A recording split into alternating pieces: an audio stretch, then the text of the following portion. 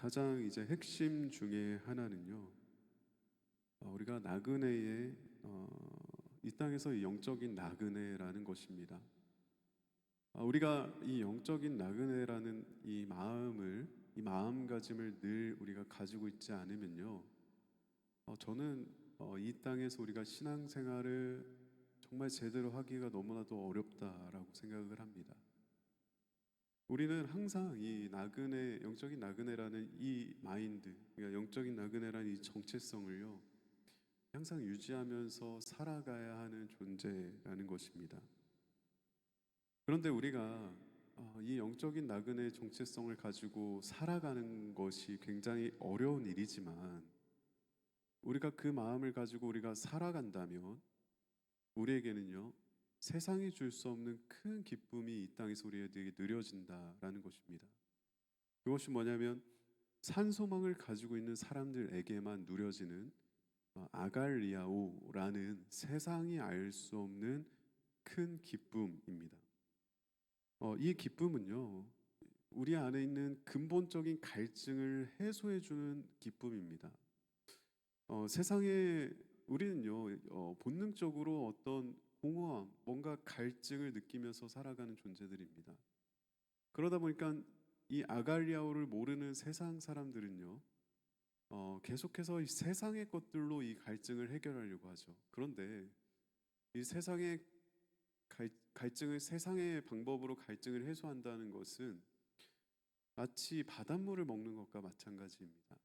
바닷물은요, 당장의 갈증을 해소해 줄 수 있지만 더 심한 갈증을 유발하듯이 우리가 세상 안에서 우리 안에 있는 어떤 그 해소되지 않는 어떤 갈증을 해결하기 위해서 우리가 달려나가며 살아간다면 우리는 더 갈증을 느끼는 악순환에 빠질 수밖에 없다라는 것이죠. 그러나 이 아갈리아오의 기쁨은요, 이 모든 갈증을 해결해 주는 기쁨이라는 것입니다. 저는 여기 계신 우리 모든 분들께서, 그리고 여기는 저도 마찬가지로 그 아갈리아오의 기쁨을, 세상이 줄 수 없는 참된 기쁨을 누리시는 저와 여러분 되시기를 진심으로 소망합니다. 그래서 세상에 해결해 줄 수 없는 그 영적인 갈증을 해소받는 영적인 상쾌함을 누리시는 저와 여러분 되시기를 주님의 이름으로 소망합니다. 그러니까 우리가 지금까지 살펴본 내용이요, 바로 이 내용입니다. 우리는 영적인 나그네이고, 그렇지만 우리가 영적인 나그네로 살아가는 우리들에게는 산 소망이 있고, 살아있는 소망이 있고, 또 천국 본향을 향해 달려가는 살아있는 소망이죠. 그런데 그 살아있는 소망은 우리가 향하여 가는 거기도 하지만 그 소망 안으로 들어가는 거기도 하기 때문에 우리가 이 땅에서 그 산 소망을 누릴 수 있게 됩니다. 하나님의 나라를 누릴 수 있게 된다는 거죠. 그것이 바로 이 아갈리아의 기쁨이다 라는 이야기가 우리가 지금까지 살펴본 이야기였습니다. 그리고 저번 주에는 그래서 이 산소망의 본질이 뭐냐, 그러니까 산소망이 결국 뭐냐라고 했을 때 우리가 보이지 않는 하나님을 사랑하고 보이지 않는 하나님을 신뢰하는 것, 이것이 바로 산소망의 본질이다라고 이야기를 했습니다. 오늘은요, 오늘 우리가 살펴볼 것은요, 그렇다면 그 산소망을 가지고 살아가는 우리들의 자세, 그러니까 태도와 자세에 대해서 이야기를 하려고 합니다. 오늘 베드로는 산소망을 가지고 살아가는 사람들이 취해야 될 어떤 자세에 대해서 이야기를 하고 있습니다. 어떤 태도에 대해서 이야기를 하고 있습니다. 요즘 유럽에요, 뭐가 가장 이슈냐면 난민들이 좀 이슈입니다. 그러니까 예전에 유럽이 이제 난민들을 이제 막 받아주기 시작했어요. 나라를 이제 잃은 이제 사람들이죠. 물론 이 난민들을 받아주는 것 너무나도 중요하고 너무나도 좋은 일이었습니다. 왜냐하면 그들이 갈 곳이 없었기 때문이죠. 그런데 지금 오늘날 그 난민들을 퇴출하자라는 운동이 막 일어나고 있어요. 왜 그러냐면 이 난민들이 문제가 뭐냐면 그들이 이 낯선 이방 땅에 들어와서 그들만의 그 생활 방식이나 그들만의 어떤 종교적인 관례나 어떤 그들만이 가지고 있는 어떤 어, 그 나라만의 어떤 그 모습들을 버리지 못하는 것이죠. 그러다 보니까 기존에 있었던 이 본토인들이라고 거류민들하고 이방인 이 뭐죠? 이 난민, 그러니까 이방인들하고 계속해서 어떤 이질감이 들기 시작하는 거죠. 그러면서 이게 오히려 주객이 전도가 돼서 들어온 난민들이 자기네 어떤 그런 삶의 태도와 방식들을 이제 어떻게 보면 좀 옳지 못한 방향으로 이렇게 표출할 때가 있는 것이죠. 그러다 보니까 이제 이 유럽 사람들이 처음에는 이제 난민들을 받아들이는 것에 동의하고 그런 너무 좋은 일이라고 생각했는데 이것들이 오래 지속되자 이제 오늘날에는 난민들을 받지 말자 이런 운동이 일어나고 있다라는 겁니다. 왜 이들이 왜 어울리지 못할까요? 뭔가 같은 사람이지만 이질감이 있다라는 거예요. 이들의 사고와 생활 패턴과 어떤 뭐 전통과 그들이 살아가는 방식들이 또 이질감이 있다라는 겁니다. 자, 오늘 우리가 살펴본 아시아에 있는 그리스도인들 역시요 마찬가지였던 거예요. 그들이 왜 핍박을 받았을까요? 그들은요 뭔가 이질감이 있었던 거예요. 세상 사람들과 다른 이질감. 이 세상 사람들과요 뭔가 다른 자세와 태도를 가지고 있었다라는 것이죠. 그러다 보니까 이 세상 사람들은요 자신들과 다른 이 그리스도인들을 핍박하기 시작했습니다.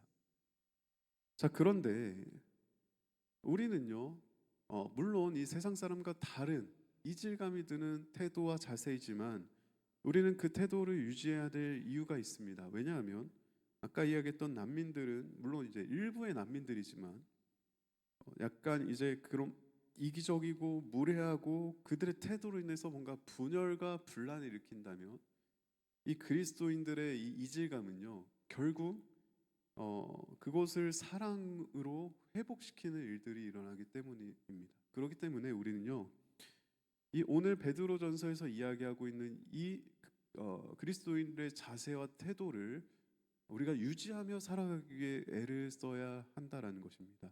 우리가 물론 그로 인해서 핍박받을 수도 있고 누군가에게 욕을 먹을 수도 있고 우리가 다른 세상 사람과 다른 이질감 때문에 우리가 배척당할 때도 있겠지만 결국 그러니까 그리스도인들을 통해서 그곳에 사랑으로 회복이 일어나는 일들이 일어나기 때문에 우리는 오늘 베드로전서에서 이야기하고 있는 이 태도와 자세를 우리는 진지하게 한번 생각해 보아야 한다라는 것입니다.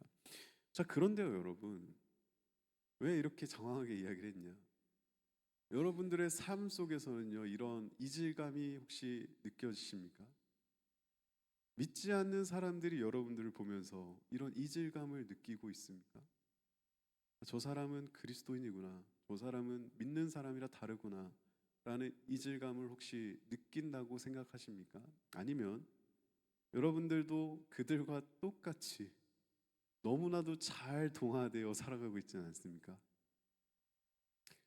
저는 나름 신앙생활을 열심히 하고 나름 하나님을 잘 믿으며 살아간다고 생각을 하면서 지내왔는데요. 이 베드로전서의 이 말씀을 설교를 위해서 묵상하다 보니 내가 어쩌면 제대로 신앙생활을 하는 사람이 아닐 수도 있겠다라는 생각을 해보게 된 것 같습니다. 그래서 오늘 우리가 한번 이 자세와 태도에 대해서 우리가 한번 알아보도록 하겠습니다. 영적인 나그네로 살아가는 그러니까 말 그대로 이 땅에서 이방인으로 살아가는 우리들이 가져야 할 자세와 태도의 핵심이 있다면 바로 거룩입니다. 거룩, 구별되는 것이죠. 자, 그런데 이 어떻게 하면 우리가 거룩할 수 있는지 그리고 구별되어 살아갈 수 있는지 우리가 13절 말씀을 우리 한번 다시 한번 읽어보길 원합니다. 우리 함께 읽도록 하겠습니다. 그러므로 너희 마음의 허리를 동이고 근신하여 예수 그리스도께서 나타나실 때에 너희에게 가져다 주실 은혜를 온전히 바랄지어다. 아멘.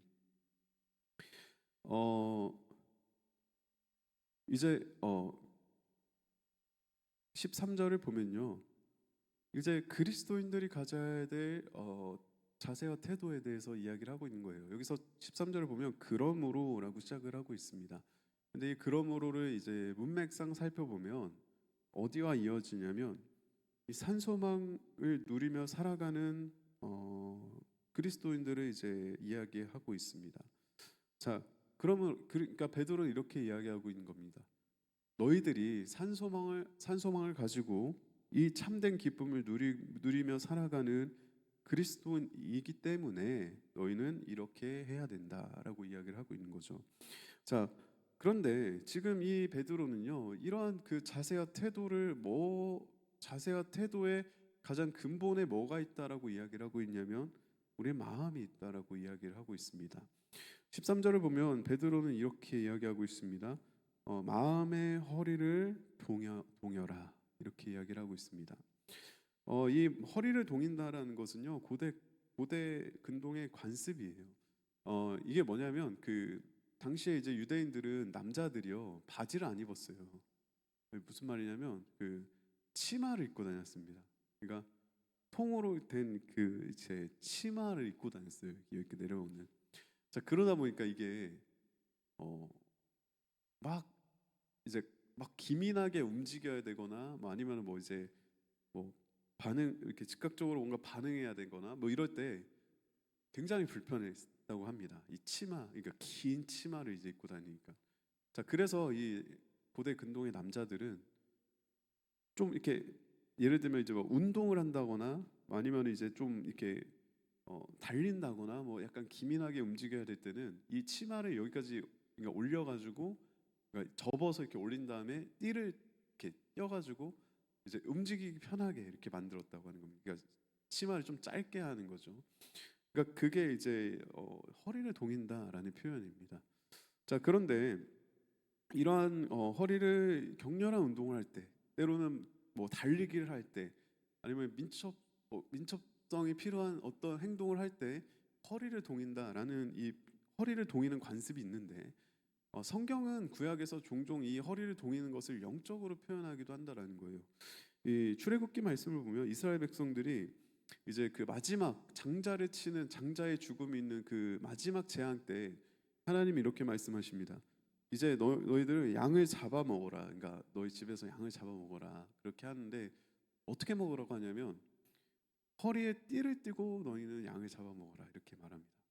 그러니까 언제든지 하나님이 말씀하시면 너희들이 즉각 반응할 수 있도록 너희는 허리를 띠고 그러니까 양을 잡아 먹으라고 말씀하시는 거죠. 이 외에도요, 이 허리를 띠라는 이 성경에서 허리를 띠라는 것을 영적으로 표현될 때 보통 즉각적인 반응이 필요하거나 즉각적인 어떤 순종을 이야기할 때 이 허리를 동인다라는 표현을 사용한다라는 것이죠. 이 말은 우리가 뭐 항상 뭐 긴장해라 이런 말이 아니라 우리가 언제 어디서든지 우리가 하나님의 말씀에 순종하게끔 우리의 마음을 하나님께 집중시키고 있으라라는 거죠.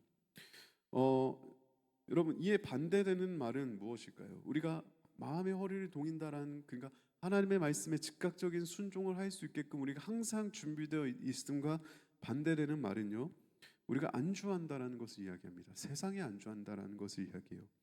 그러니까 하나님의 말씀보다 세상의 편안함과 기쁨에 만족할 때 허리를 동인다라는 반대되는 표현이라고 할 수가 있습니다. 그러니까 우리가 거룩한 자세, 그러니까 그리스도인으로서 거룩한 자세와 태도를 우리가 태도로 살아가기 위해서는 우리에게 뭐가 필요하냐? 언제든지 하나님의 말씀에 순종할 수 있는 마음의 준비가 필요하다라는 거죠. 반대는 세상에 안주하고 있는 우리의 모습을 이야기합니다. 여러분들의 모습은 혹시 어떠십니까? 여러분들은 하나님의 말씀에 늘 귀 기울이며 하나님의 말씀에 즉각적으로 반응할 수 있게끔 언제든지 하나님 우리에게 말씀하실 때 순종할 수 있을 만한 마음가짐으로 살아가십니까? 아니면은 세상의 편안함과 세상의 기쁨과 아니면 세상의 안락함에 여러분 만족하며 안주하며 살아가고 있지는 않으십니까? 바라기는 우리의 마음이 하나님의 말씀하시며 즉각적으로 순종할 수 있는 우리의 마음의 허리를 동인 우리의 준비된 마음 되기를 주님의 이름으로 소망합니다. 두 번째는요, 마음의 허리를 동이고, 두 번째는요, 근신하라, 이렇게 이야기를 하고 있습니다. 자, 이 근신하다라는 말은요, 보통 이제 술에 취하지 말라라는 뜻으로 사용이 됩니다. 그러니까 우리의 마음이 술에 취하듯이 취해 있지 말라, 이런 뜻이죠. 이제 이 마음이 취하지 말라라는 것은요, 이 영적으로 나태하지 말라라는 것을 이야기합니다. 그러니까 우리의 마음이 취한다라는 것은 근신하다라는 반대되는 거죠. 취한다는 것은 말 그대로 이제 세상의 어떤 것에 우리가 취해 있는 거예요. 세상의 어떤 것에. 여러분, 우리가 취하면 어떻게 되죠, 여러분들? 취해 보신 적 있으신가요? 저는 이제 취해 본 적은 없는데 취한 사람을 본 적은 많이 있습니다. 그런데 보면 갑자기 과묵했던 사람이 말이 엄청 많아지고, 군대에서 이제 취한 사람들과 같이 저는 술을 먹는 자리에 있어봤는데, 야, 이 사람이 이렇게 이런 사람이었다고, 이런 생각이 들 정도로 순식간에 자제력과 통제력을 잃어버린 것을 보게 됩니다. 이것처럼 우리가 영적으로 마음이 취한다라는 것은요, 우리가 더 이상 이 말씀 안에서 우리가 자제력과 통제력을 잃어버린다는 것을 이야기해요. 영적인 통제력을 잃어버린다는 것을 이야기하죠. 자, 그것의 원인은 뭐냐? 세상의 것에 취한다는 것을 이야기합니다. 그러니까 우리가 과도하게 사랑하고 우리가 과도하게 의지하는 것들 있지 않습니까? 우리가 우리 안에 세상의 것들을 사랑하는 마음, 그러니까 세상의 것들을 과도하게 사랑하고 세상의 것들을 과도하게 의지하는 마음이 있을 때, 그것을 우리의 마음이 근신하지 못한다라는 것입니다. 혹시 여러분들 안에 세상의 것을 과하게 의지하시는 분 있으십니까? 세상의 것을 과하게 사랑하시는 분 있으십니까? 여러분들의 마음을요, 근신하여 깨어 있어 영적으로 늘 깨어 있는 여러분 되시기를 소망합니다. 혹시라도 여러분들이 하나님보다 과도하게 사랑하는 세상의 것이 있다면, 하나님의 은혜로 다시 하나님께로 돌아오게 되는 은혜가 있게 되기를 주님의 이름으로 소망합니다. 자, 우리가 이렇게 그러니까 우리의 마음이 중요하다라는 거예요. 마음의 허리를 동이고 근신하여 깨어 있는 이 자세와 태도, 그러니까 이것들이 우리의 행동을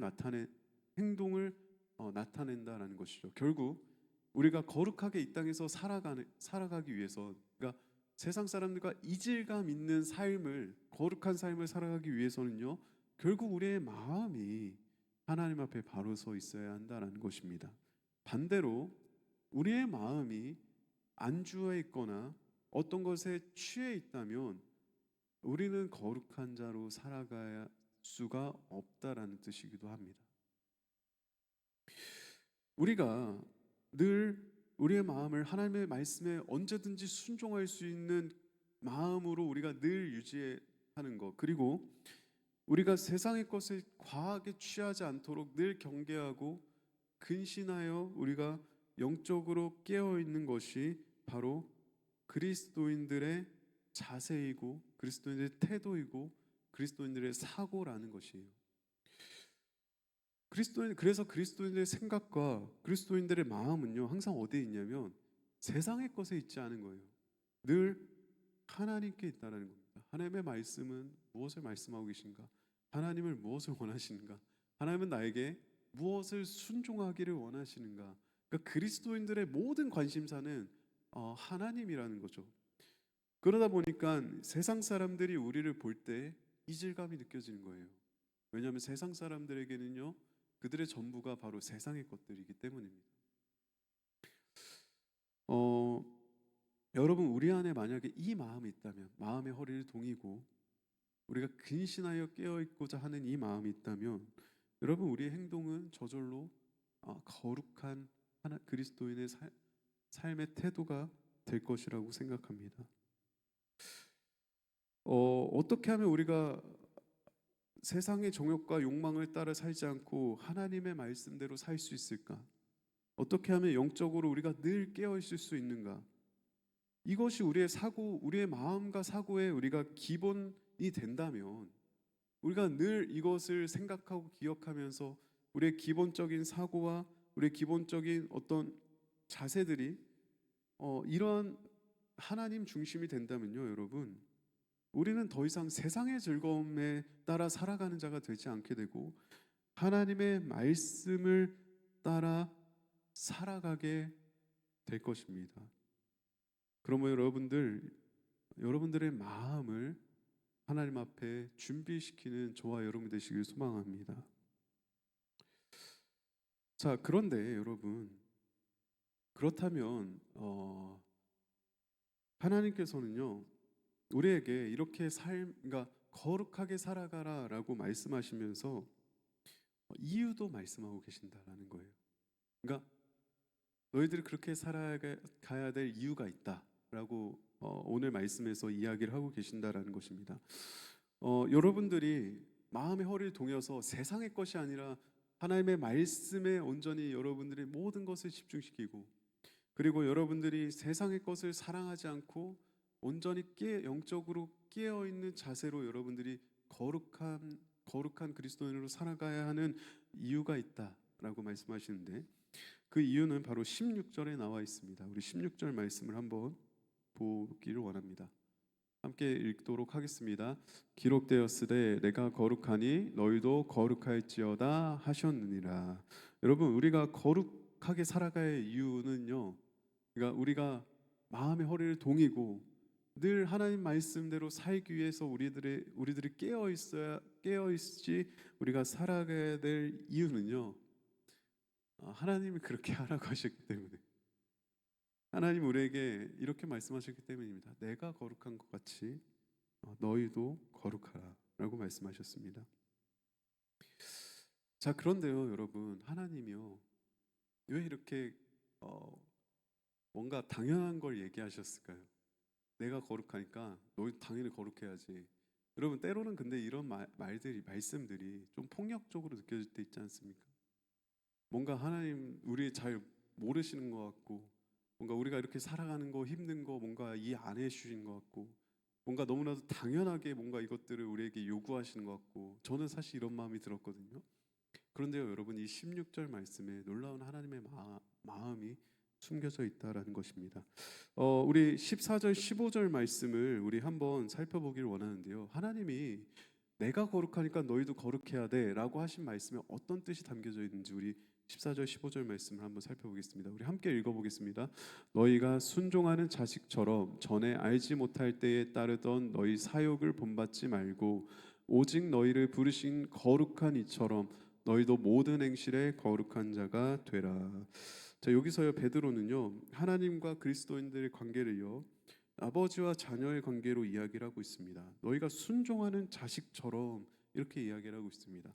자, 그런데 당시의 고대 근동에서, 오늘날에야 뭐 아버지가 힘이 없죠. 이제 저희들의 가장 힘이 센 사람은 저희 아내인데, 이제 오늘날에야 뭐 아버지가 힘이 없지만 고대 근동에서는요, 이 아버지의 파워가 엄청났습니다. 좀 과장되게 이야기하면요, 부모와 자식, 그러니까 아버지와 자식과의 관계는요, 소유자와 소유물의 관계라고도 표현할 수가 있었어요, 진짜.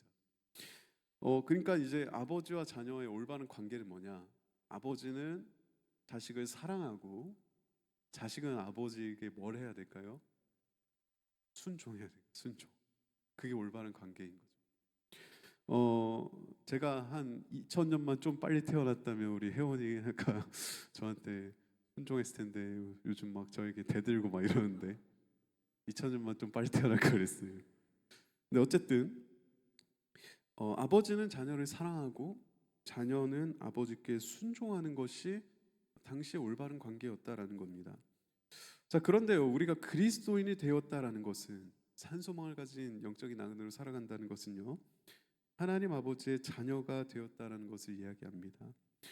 그런데 14절 말씀에 보면요, 우리가 하나님의 자녀가 되기 전에는 어떻게 살았냐고 이야기를 하고 있냐면 마치 고아와 같았다.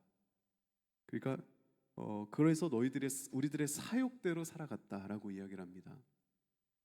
그러니까 부모가 없는 이제 고아처럼, 그냥 말 그대로 그냥 본능에 따라서 살아갔다라는 것라고 이야기를 하는 거죠. 그냥 내가 하고 싶은 대로 살아갔다라는 것을 이야기해요. 자, 그런데 이렇게 이야기하고 있습니다. 그러나 이제는 너희가 순종하는 자식이 되었다라고 이야기를 하고 있는 거예요.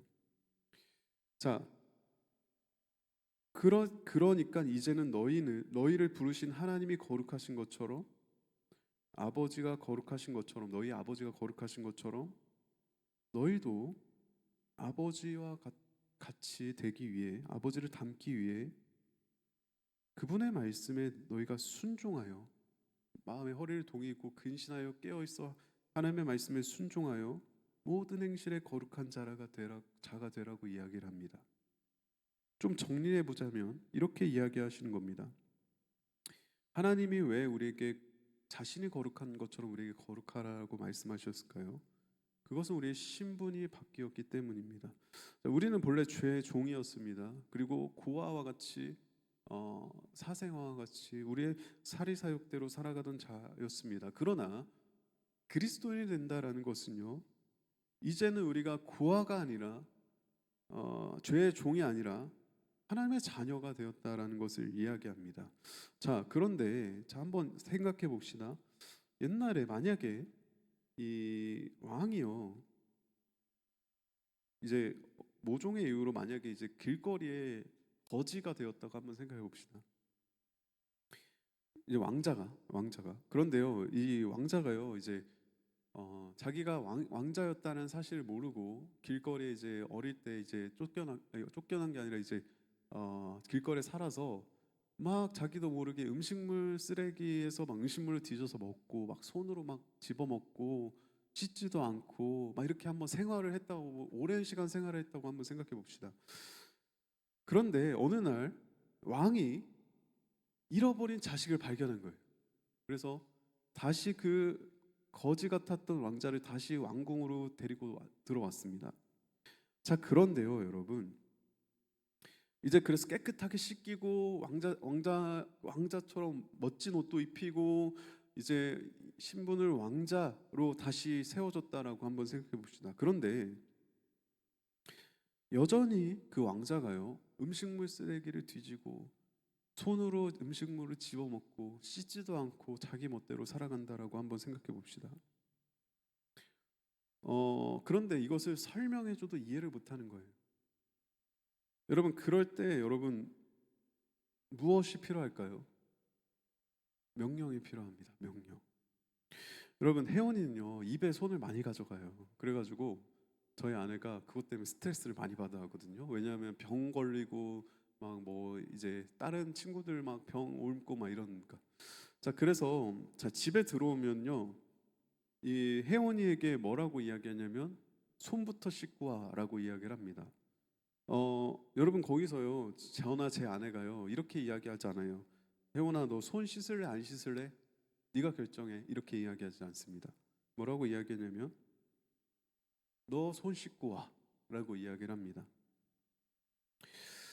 어, 여러분, 만약에 아니죠. 저희가 혜원이한테 손 씻고 와라고 한 것은요 뭔가요? 명령이죠. 자, 그런데 이 명령은 누구를 위한 명령입니까? 혜원이를 위한 명령이죠. 왜냐하면 아프지 말고 깨끗하게 너가 건강하게 자랐으면 좋겠다라는 마음에서 나오는 명령이잖아요. 우리는요 내가 거룩하니까 너희도 거룩해라 라고 하시는 하나님의 명령이 진짜 때로는 무책임하게 들릴 때도 있습니다. 우리가 하나님의 자녀인 건 알겠는데 하나님, 너무 이게 명령조 아닌가요? 아니면 너무 우리에게 많은 걸 요구하시는 거 아닌가요? 자, 그런데요 여러분, 그 명령이요 우리가 그분을 위한 것이라고 착각을 한다라는 거예요. 내가 거룩하니 너희도 거룩해라 라고 하시는 명령이 마치 하나님 때문에 우리에게 명령하시는 것처럼 우리는 생각한다라는 거예요. 그런데 제가 성경을 많이 보진 않았지만 지금까지 본 바로서요 하나님의 명령을요 자세하게 살펴보잖아요. 그러면요 하나님 때문에 우리에게 명령하신 건 거의 없다라는 거예요. 어떤 경우에는요 여러분, 때로는 설명해 주지 않는, 그리고 선택권이 없는 명령이 필요할 때도 있습니다. 상대방이 설명을 들을 만큼 잘 알지 않거나 아니면 선택의 문제가 아닐 경우에는요, 때로는 선택권이 없는 명령이 우리에게 주어질 때도 있다라는 거죠. 손을 씻고 오라는 명령처럼 말입니다. 여러분, 하나님께서요, 우리에게 마음의 허리를 동여라, 마음의 근신에서 깨어 있어라, 그래서 너희들이 거룩하게 살아가라. 그 이유가 뭐냐? 내가 거룩하니까 너희도 거룩해야 되기 때문이다 라고 하실 때는요, 여러분, 어, 어쩌면 그것은 선택의 문제가 아니라는 거죠. 하나님 보시기에. 그리고 타협의 문제가 아니라는 겁니다. 그리고 때로는 설명해도 못 알아들을 때도 있다는 거예요. 그럴 땐 어떻게 해야 할까요? 그렇게 해야 하는 거죠. 여러분, 오늘 성경에서는 이야기하고 있습니다. 하나님이 거룩하니까 너희도 거룩해라. 그리고 그러기 위해서 너희는 이 세상 사람처럼 살지 말고 너의 마음의 허리를 동이고 근신하여 너희는 깨어 있어야 한다. 세상보다 너희는 하나님의 말씀에 더 우선순위를 둬야 하고 세상에 취해 살지 않고 너희들은 늘 깨어서 영적으로 늘 깨어 있어야 한다. 그렇게 살아가야 한다라고 말씀하고 계십니다. 그런데요, 여러분, 왜 그렇게 해야 한다고 저에게 묻는다면 그냥 하나님이 그렇게 하라고 하셨으니까 우리는 그렇게 해야 한다는 겁니다. 그런데요, 놀라운 사실은요, 우리가 마음의 허리를 동이고 근신하며 살아가면요, 우리는 어떻게 생각하냐? 우리는 굉장히 뭔가에 얽매이면서 살아갈 것이라고 생각을 합니다. 뭔가 우리를 억압하며 우리가 그 억압에 눌려 산다고 생각을 합니다. 그런데요, 여러분, 고아처럼 여러분 자유롭게 살아가는 것보다 아버지 밑에서 가정 안에 올바른 규율을 따라가며 살아가는 것이 더 자유롭다는 사실을 여러분들이 기억했으면 좋겠습니다. 여러분들이 마음의 허리를 동이고 정말 근신하며 여러분들이 하나님의 말씀대로 살아간다면요, 여러분들은 얽매이는 것이 아니라 자유를 빼앗기는 것이 아니라 오히려 그것이 여러분들에게 자유를 가져다 줄 것입니다. 그리고 세상이 줄 수 없는 참된 기쁨을 여러분들이 누리며 살아갈 수 있게 해줄 것입니다. 말씀을 마무리하려고 합니다. 여러분, 16절 말씀 기록되었을 때 내가 거룩하니 너희도 거룩할지어다 하셨느니라. 이 말씀의 뜻이 여러분 무엇인지 우리를 한번 생각해 보았습니다. 이 명령이 하나님 자신을 위한 명령이 아니라 바로 우리를 위한 명령이었다라는 사실이죠. 우리를 사랑하기 때문에, 우리가 자유롭고 행복하게 살길 원하기 때문에 아버지의 가정 안에서 더 큰 자유를 누리며 살아가기를 원하시는 하나님 아버지의 사랑의 마음이라는 것입니다. 그러면 우리는 묻지도 따지지도 않고 하나님의 말씀을 사랑하고 하나님의 말씀을 사모하며 그분의 말씀에 순종하며 살아가야 하는 것이죠. 그런데 여기엔 또 다른 여러분 마음이 또 담겨져 있습니다.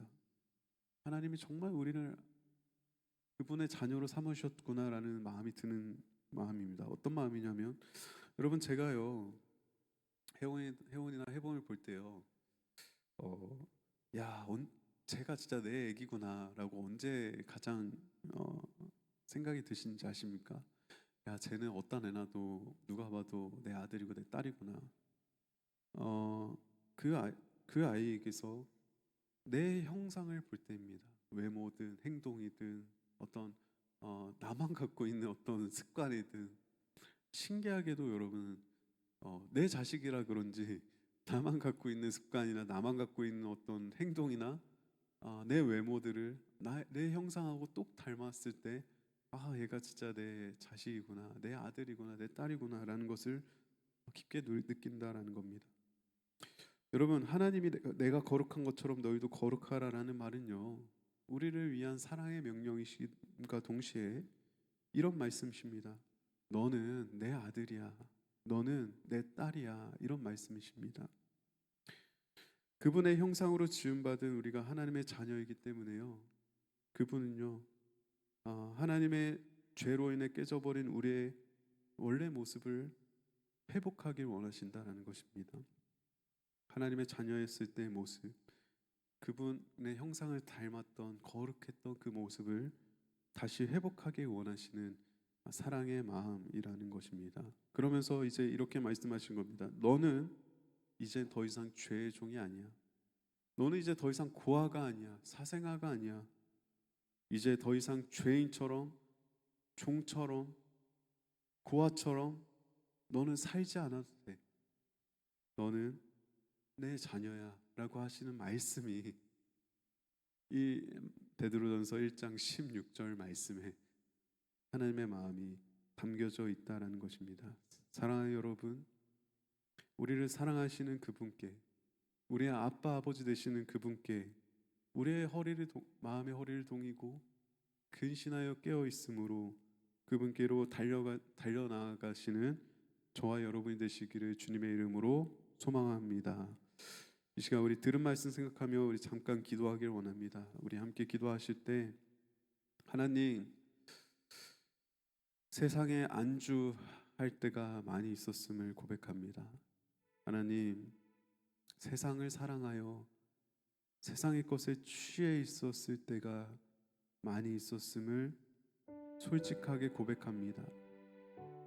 그 이유를 대자면 내 주변 사람들이 나에게 이질감을 느끼지 못합니다. 정말 저 사람은 그리스도인이구나.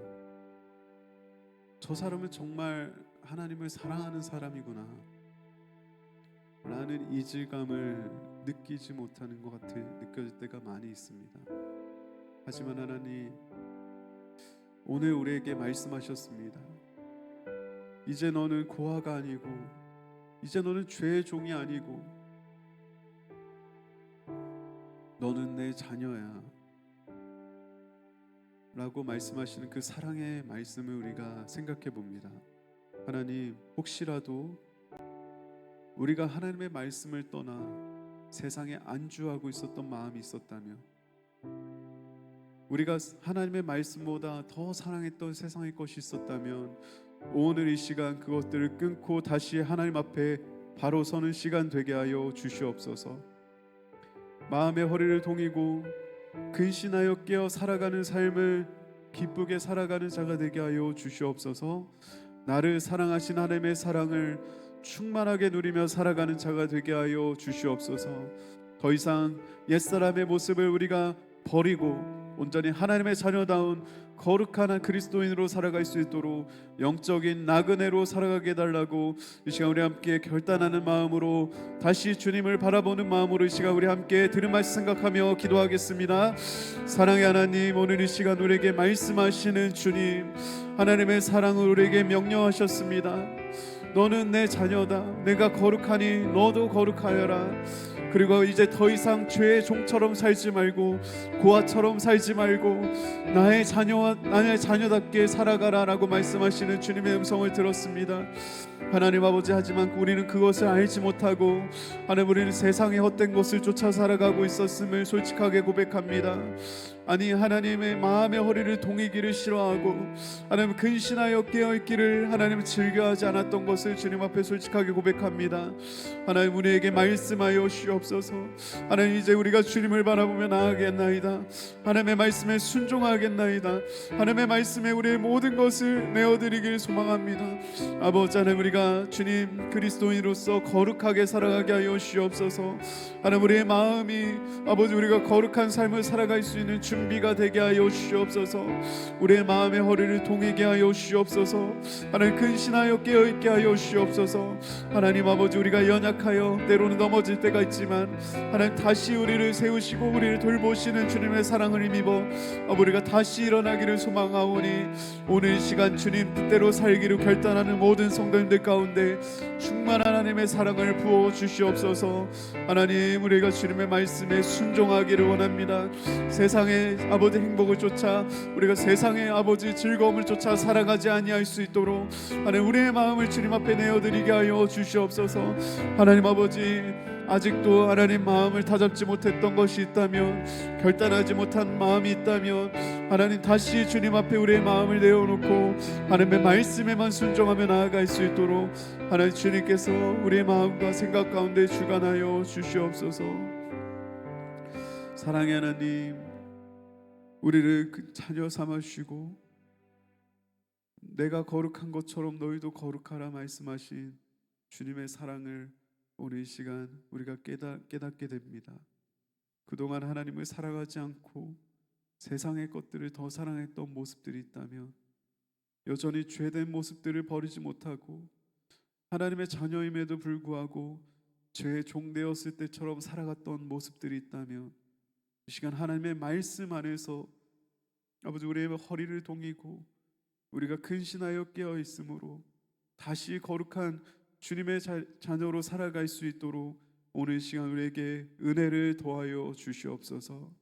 하나님, 우리가 사랑했던 모든 것들 내려놓을 수 있도록, 하나님보다 더 사모하고 하나님보다 더 의지했던 것을 내려놓을 수 있도록 아버지 우리에게 힘을 더하여 주시고, 우리가 주님 뜻대로 살아갔을 때 하나님 세상이 줄 수 없는 참된 기쁨과 평안을 누리는 것을 우리가 진정으로 누리는 그리스도의 영적인 나그네로 살아가는 주님의 자녀 될 수 있도록 오늘 시간 우리 함께하여 주시옵소서. 우리에게 말씀하시고 우리 사랑한다 말씀하시는 그 하나님께 모든 영광 올려드리며 사랑이 많으신 예수님의 이름으로 기도드립니다. 아멘.